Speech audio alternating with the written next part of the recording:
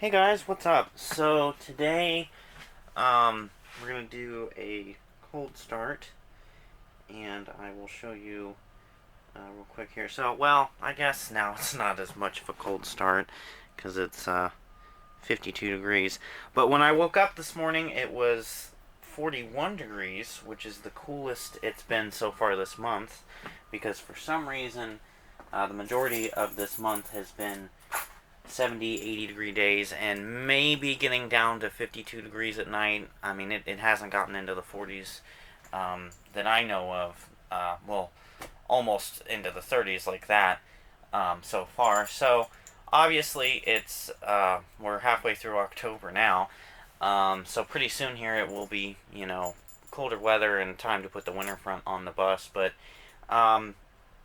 like I said, or like I just showed you, rather, it is 52 degrees, so this really isn't that much of a cold start for 45. 45 has done way colder temperatures than this, but I figured, since we're here, it's kind of cool, we'll do a cold start type video. So, let's go ahead and get started.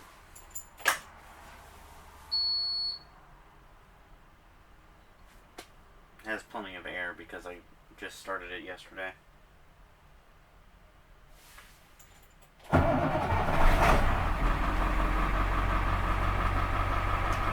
So you could kind of hear that it was took it a minute, because obviously the engine is going to be colder than it is outside since it's all metal, but of course she started up because, this bus does phenomenal cold weather starts.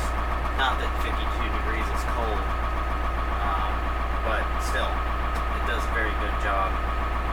So, yeah, I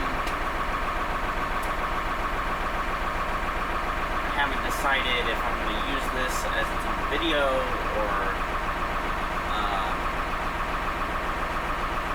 it's going to be the starter for something else. Yeah, but that was a kind of cold start for you guys.